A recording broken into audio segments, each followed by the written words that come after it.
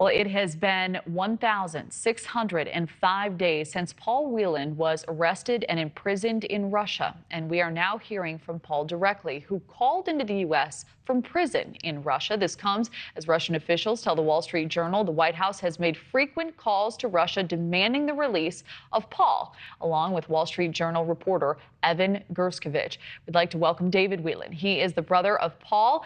David, thank you so much for being here. It's great to have you. We're actually hearing from Paul, who called into CNN earlier today saying he's confident the U.S. is working to secure his release. But he also expressed concern he may be left behind with the arrest of Wall Street Journal reporter Evan Gershkovich. We have the clip here. I feel that my life shouldn't be considered less valuable or important than others who have been previously traded. And I think there are people in D.C. that feel the same way, and they're moving towards a compromise and resolution to this as quickly as they can. There will be an end to this, and that end, I hope, is coming sooner than later. But it is depressing on a daily basis, going through this. So, David, can you speak to how Paul is doing and what the day-to-day for him is like? Well, I think that recording shows that he is doing the best he can to keep his spirits up. I think that's the hardest part. Certainly the last 6 or 8 weeks, we've been worried about his mental health. And so even in his conversations with our parents, and as you heard in that recording, he sounds like he's being as optimistic as he can, having hope, but not maybe having false hope. And I think that that's really what we're concerned about, is that he's heard a lot of positive words from President Biden, from the Secretary of State. And we hope now that there will be actions that will go along with those. He is doing as best as he can. He's lost 20% of the weight that he had when he was arrested back in 2018. He is eating less because the president has had to cut back on food because of the sanctions in the Ukraine war. It's a hard existence, and I was glad to hear that he is doing the best he can. Are you confident that the U.S. is making your brother's case a priority, considering he's still detained while other wrongfully detained Americans like Brittany Griner and Trevor Reed have both since been released? Well, I think my hope is bruised a little bit. We do worry that Paul's case may be using certain resources, and that all the resources that are available are not being put towards bringing Paul home. That's a concern, of course.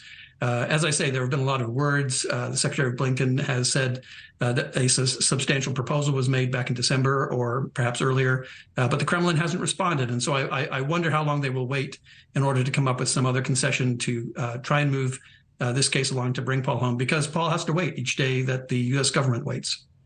Well, we have about a minute left, but we've also heard reports that the White House has called officials at the Kremlin demanding the release of Paul and Evan. President Biden said this week his administration was working every day to secure his release. Do you think enough is being done here? There's certainly a lot of communication. I don't think that there's a lot of other action going on. And I think that the U.S. was caught a little bit flat-footed when Paul was arrested, and hopefully they will catch up and come up with some concessions that the Kremlin wants. All right. And we have one last clip. That CNN interview, Paul also discussed the public messages he's been hearing of support. Let's take a listen quickly. Public displays and events such as the press corps dinner and the UN visit demonstrate to not just me, privately, but to the world, that our leaders are impacted by this, and they do want me back, and they are working to try to get me home. I mean, if you consider all of the people and all of the agencies in my 4 countries that are working on this, it's incredible. And I think they're going to get it done. So do you think these messages have helped to boost his spirit, David? Absolutely. I think it can hardly go amiss when you have the president of your country say that your case is a priority. And I really do think that everybody in the U.S. government is working as hard as they can. We will see if that will actually bring Paul home. All right. Well, David, thank you so much for joining us. We really appreciate your time tonight. Thanks so much for having me.